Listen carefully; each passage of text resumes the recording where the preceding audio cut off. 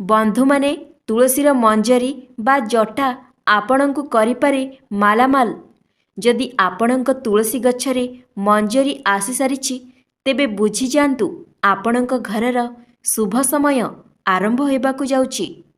ତୁଳସୀ ଗଛରେ ମଞ୍ଜରୀ ଆସିଲେ ବୁଝିଯାଆନ୍ତୁ ଯେ ମା ଲକ୍ଷ୍ମୀ ଆପଣଙ୍କ ଉପରେ ପ୍ରସନ୍ନ ଅଛନ୍ତି, କାରଣ ତୁଳସୀ ଗଛ ହେଉଛି ମା ଲକ୍ଷ୍ମୀଙ୍କର ସ୍ୱରୂପ। ତେବେ ବନ୍ଧୁମାନେ, ଆଜିର ଏହି ଭିଡ଼ିଓରେ ମୁଁ ଆପଣଙ୍କୁ ତୁଳସୀ ମଞ୍ଜରୀର କିଛି ଖାସ୍ ଉପାୟ କହିବାକୁ ଯାଉଛି। ଏହି ଉପାୟ ଆପଣ ଯଦି ପାଳନ କରିବେ, ଆପଣ ମା ଲକ୍ଷ୍ମୀ ଓ ଭଗବାନ ବିଷ୍ଣୁଙ୍କର ଆଶୀର୍ବାଦ ପ୍ରାପ୍ତ କରିବେ। ତେବେ ବନ୍ଧୁମାନେ, ଆମ ସମସ୍ତଙ୍କ ଘରେ ତୁଳସୀ ମା ପୂଜା ପାଇଥାନ୍ତି। ଆମର ହିନ୍ଦୁ ଧର୍ମରେ ତୁଳସୀକୁ ଅତ୍ୟନ୍ତ ପବିତ୍ର ବୃକ୍ଷ ମାନି ପୂଜା କରାଯାଏ। ତୁଳସୀ ବୃକ୍ଷରେ ମା ଲକ୍ଷ୍ମୀ ବାସ କରିଥାନ୍ତି। ତେଣୁ ପ୍ରତିଦିନ ଆପଣ ତୁଳସୀ ମୂଳରେ ପାଣି ଦିଅନ୍ତୁ ଏବଂ ସକାଳେ ଓ ସନ୍ଧ୍ୟାରେ ପୂଜା କରନ୍ତୁ। ବନ୍ଧୁଗଣ, ତୁଳସୀ ଗଛ ସହିତ ତୁଳସୀର ମଞ୍ଜରୀ ମଧ୍ୟ ଅତ୍ୟନ୍ତ ପବିତ୍ର ହୋଇଥାଏ। ଯଦି ଆପଣ ତୁଳସୀ ମଞ୍ଜରୀକୁ କିଛି ବିଧିବିଧାନ ସହିତ ଉପାୟ ପାଳନ କରିବେ, ତେବେ ଆପଣଙ୍କର ଆର୍ଥିକ ସମସ୍ୟା ଦୂର ହୋଇଯିବ। ଏହା ସହିତ ଆପଣଙ୍କ ଗୃହକୁ ଧନ ଆଗମନର ସମସ୍ତ ମାର୍ଗ ମଧ୍ୟ ଖୋଲିଯିବ।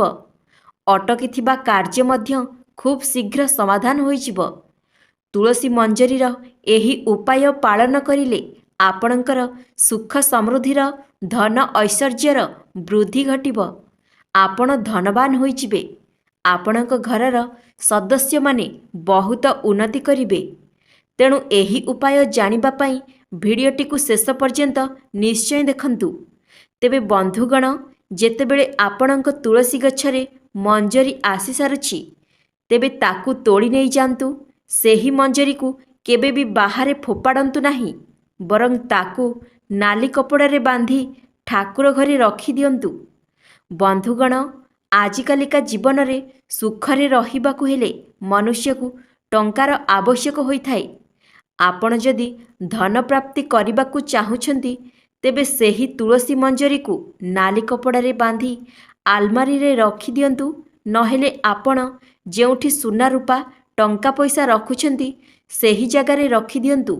ଏମିତି କରିବା ଦ୍ୱାରା ମା ଲକ୍ଷ୍ମୀଙ୍କର କୃପା ଏବଂ ଆଶୀର୍ବାଦ ଆପଣଙ୍କ ଉପରେ ବର୍ଷା ହେବ। ଘରେ ସ୍ଥିର ଲକ୍ଷ୍ମୀର ବାସ ହେବ।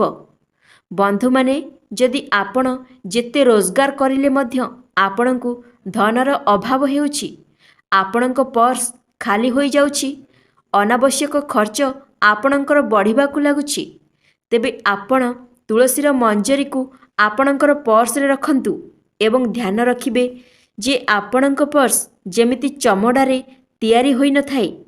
ବନ୍ଧୁମାନେ, ଭଗବାନ ଶିବ ଶଙ୍କରଙ୍କୁ ତୁଳସୀ ପତ୍ର ଚଢ଼ାଯାଏ ନାହିଁ, କିନ୍ତୁ ଆପଣ ତୁଳସୀର ଜଟା ଭଗବାନ ଶିବଙ୍କୁ ଅର୍ପଣ କରିପାରିବେ।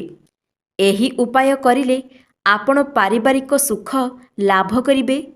ଯଦି ଆପଣଙ୍କର ବୈବାହିକ ଜୀବନରେ ବାଧା ସୃଷ୍ଟି ହେଉଛି, ତେବେ କଞ୍ଚା କ୍ଷୀରରେ ତୁଳସୀର ମଞ୍ଜରୀକୁ ମିଶାଇ ଶିବ ଶଙ୍କରଙ୍କୁ ଅର୍ପଣ କରିଲେ ଆପଣଙ୍କ ବିବାହରେ ଆସୁଥିବା ସମସ୍ତ ଅସୁବିଧା ଦୂର ହୋଇଯିବ ଏବଂ ବିବାହିତ ଲୋକଙ୍କର ବୈବାହିକ ଜୀବନ ସୁଖମୟ ହେବ।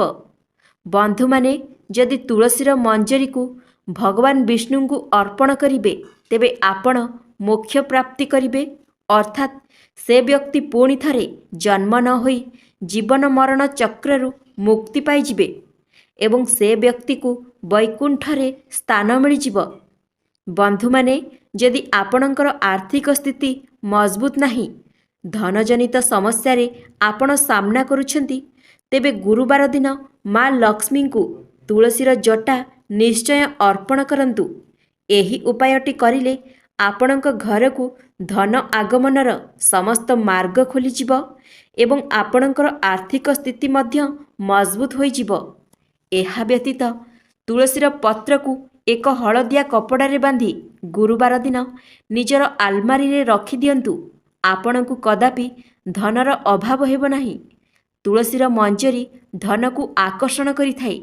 ଏହି ଉପାୟଟି ଅତ୍ୟନ୍ତ ଚମତ୍କାରୀ ଏବଂ ଲାଭକାରୀ ଅଟେ।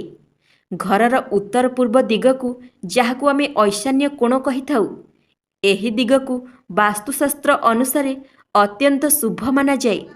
ଏହି ଦିଗରେ ଅଧିକ ସକାରାତ୍ମକ ଊର୍ଜା ରହୁଥିବାରୁ ଏହି ଦିଗରେ ଦେବୀ ଦେବତାଙ୍କର ବାସ ହୋଇଥାଏ। ତେଣୁ ଯଦି ଆପଣ ଐଶାନ୍ୟ କୋଣରେ ଏକ ମାଟି ପାତ୍ରରେ ତୁଳସୀର ମଞ୍ଜରୀ ରଖୁଛନ୍ତି, ତେବେ ଆପଣଙ୍କ ଘରକୁ ଧନ ଆଗମନର ସମସ୍ତ ମାର୍ଗ ଖୋଲିଯିବ। ବନ୍ଧୁମାନେ, ପୂଜା ଘରକୁ ଅତ୍ୟନ୍ତ ପବିତ୍ର ମାନାଯାଏ। ପୂଜା ଘର ସର୍ବଦା ଐଶାନ୍ୟ କୋଣରେ ରହିବା ଉଚିତ। ଯଦି ଆପଣ ପୂଜା ଘରେ ତୁଳସୀର ମଞ୍ଜରୀ ରଖିବେ, ସର୍ବଦା ଆପଣଙ୍କ ଗୃହରେ ମା ଲକ୍ଷ୍ମୀଙ୍କର ବାସ ହେବ। ଘରେ ସକାରାତ୍ମକ ଊର୍ଜାର ସଞ୍ଚାର ହେବ। ବନ୍ଧୁମାନେ, ତୁଳସୀର ମଞ୍ଜରୀକୁ ଲାଲ କପଡ଼ାରେ ବାନ୍ଧି ଠାକୁର ଘରେ ସର୍ବଦା ଲୁଚେଇକି ରଖନ୍ତୁ। ମଞ୍ଜରୀକୁ ପୂଜା ଘରେ ରଖିବା ସମୟରେ ତୁଳସୀ ମା ଓ ଭଗବାନ ବିଷ୍ଣୁଙ୍କୁ ମନେ ମନେ ସ୍ମରଣ କରନ୍ତୁ। ଆପଣ ଚାହିଁଲେ ତୁଳସୀର ମଞ୍ଜରୀକୁ ନିଜ ଘରର ବାଲକୁନି କିମ୍ବା ଉତ୍ତର କିମ୍ବା ପୂର୍ବ ଦିଗରେ ମଧ୍ୟ ରଖିପାରିବେ। ଏପରି କଲେ ଘରେ କେବେ ବି ଧନର ଅଭାବ ହେବ ନାହିଁ ଏବଂ ଗୃହକୁ ଧନପ୍ରାପ୍ତିର ରାସ୍ତା ମଧ୍ୟ ଖୋଲିଯିବ। ବନ୍ଧୁମାନେ, ମା ଲକ୍ଷ୍ମୀଙ୍କର ପୂଜା କରିବା ସମୟରେ ପୂଜା ସାମଗ୍ରୀ ସହ ତୁଳସୀର ମଞ୍ଜରୀକୁ ରଖି ପୂଜା କରିଲେ ମା ଲକ୍ଷ୍ମୀ ଆପଣଙ୍କ ଗୃହକୁ ଟାଣି ହୋଇ ଆସିଥାନ୍ତି। ମା ଲକ୍ଷ୍ମୀଙ୍କୁ ଗୁରୁବାର ଦିନ ତୁଳସୀର ଜଟା ନିଶ୍ଚୟ ଅର୍ପଣ କରିବା ଉଚିତ। ଏମିତି କରିବା ଦ୍ୱାରା ମା ଲକ୍ଷ୍ମୀଙ୍କର କୃପା ଆପଣଙ୍କ ଉପରେ ବର୍ଷା ହେବ ଏବଂ ଗୃହକୁ ଧନର ଆଗମନ ହେବ।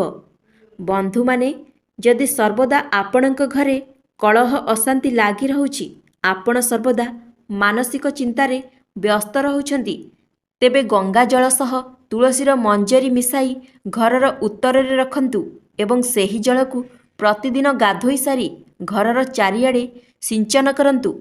ଏମିତି କରିବା ଦ୍ୱାରା ଘରେ ନକାରାତ୍ମକ ଶକ୍ତି ନଷ୍ଟ ହୋଇଥାଏ ଏବଂ ସକାରାତ୍ମକ ଶକ୍ତିର ସଞ୍ଚାର ହୋଇଥାଏ ଏବଂ ଘରେ ଦୈବୀ ଶକ୍ତିର ବାସ ହୋଇଥାଏ। ବନ୍ଧୁମାନେ, ବାସ୍ତୁଶାସ୍ତ୍ର ଅନୁସାରେ ଘରର ଉତ୍ତର ପୂର୍ବ ଦିଗ ଧନକୁ ଆକର୍ଷଣ କରିଥାଏ। ଏହି କୋଣ କୁବେର ଦେବତାଙ୍କର ସ୍ଥାନ ଅଟେ। ଘରର ଏହି କୋଣରେ ପିତ୍ତଳ କିମ୍ବା କାଚର ଗିନାରେ ତୁଳସୀ ମଞ୍ଜରୀ ରଖିଲେ ଧନର ଆଗମନ ଖୁବ୍ ଶୀଘ୍ର ହୋଇଥାଏ। ତୁଳସୀର ମଞ୍ଜରୀକୁ ଜଳରେ ମିଶାଇ ସ୍ନାନ କରିଲେ ବାସ୍ତୁଦୋଷ ସମାପ୍ତ ହୁଏ ଏବଂ ଗ୍ରହ ଦୋଷରୁ ମଧ୍ୟ ମୁକ୍ତି ମିଳିଥାଏ। ତୁଳସୀର ମଞ୍ଜରୀ ପିଇବା ପାଣିରେ ମିଶାଇ ପିଇଲେ ବ୍ୟକ୍ତିକୁ ନଜର ଦୋଷରୁ ମୁକ୍ତି ମିଳିଥାଏ। ବନ୍ଧୁମାନେ, ଯଦି ଆପଣଙ୍କ ଘରେ ତୁଳସୀ ଗଛରେ ମଞ୍ଜରୀ ଆସିସାରିଛି, ତେବେ ତାକୁ ଦେଖି ଅଣଦେଖା କରନ୍ତୁ ନାହିଁ। ତୁଳସୀର ମଞ୍ଜରୀ ଆସିବା ମାତ୍ରକେ ତାହାକୁ ଶୀଘ୍ର ଛିଣ୍ଡେଇକି ଘରକୁ ନେଇ ଆସନ୍ତୁ ଏବଂ ଭିଡ଼ିଓରେ କୁହାଯାଇଥିବା ପ୍ରତ୍ୟେକଟି ଉପାୟକୁ ପ୍ରୟୋଗ କରି ନିଜର ସମସ୍ତ ସମସ୍ୟାକୁ ଦୂର କରନ୍ତୁ। ଶାସ୍ତ୍ରରେ ବର୍ଣ୍ଣିତ ଅଛି କି ଭଗବାନ ବିଷ୍ଣୁଙ୍କୁ ତୁଳସୀର ମଞ୍ଜରୀ ଏବଂ ତୁଳସୀର ପତ୍ର ଅତ୍ୟନ୍ତ ପ୍ରିୟ ହୋଇଥାଏ। ଶୁକ୍ରବାର ଦିନ ଭଗବାନ ବିଷ୍ଣୁଙ୍କୁ ତୁଳସୀର ମଞ୍ଜରୀ ଏବଂ ତୁଳସୀର ପତ୍ର ଅର୍ପଣ କରିବା ଅତ୍ୟନ୍ତ ଶୁଭ ହୋଇଥାଏ। ବ୍ୟକ୍ତିକୁ ସମସ୍ତ ପ୍ରକାରର ପାପରୁ ମୁକ୍ତି ମିଳିଥାଏ ଏବଂ ସେ ମୋକ୍ଷ ପ୍ରାପ୍ତି କରିଥାଏ। ତୁଳସୀ ପତ୍ରକୁ ଜଳାଇବା ଉଚିତ ନୁହେଁ, କିନ୍ତୁ ତୁଳସୀର ମଞ୍ଜରୀକୁ ଜଳାଇଲେ ଘରକୁ ଶୁଭତାର ଆଗମନ ହୁଏ। ଅର୍ଥାତ୍ ତୁଳସୀର ମଞ୍ଜରୀକୁ ଦୀପରେ ପକାଇ ଦୀପ ଜଳାଇଲେ ଘରୁ ନକାରାତ୍ମକ ଶକ୍ତି ସବୁ ଦୂର ହୋଇଯାଏ। ତେବେ ବନ୍ଧୁମାନେ, ଏହା ଥିଲା ତୁଳସୀ ମଞ୍ଜରୀର କିଛି ଗୁପ୍ତ ଉପାୟ, ଯାହାକୁ ଆପଣ ବ୍ୟବହାର କରି ସମସ୍ତ ପ୍ରକାର ସମସ୍ୟାର ସମାଧାନ କରିପାରିବେ। ଆଶା କରୁଛି ଭିଡ଼ିଓଟି ଆପଣଙ୍କୁ ନିହାତି ଭାବରେ ଭଲ ଲାଗିଥିବ। ଯଦି ଭିଡ଼ିଓଟି ଭଲ ଲାଗିଥାଏ, ଭିଡ଼ିଓଟିକୁ ଲାଇକ୍ କରି ଆମ ଚ୍ୟାନେଲକୁ ସବସ୍କ୍ରାଇବ୍ କରିଦିଅନ୍ତୁ।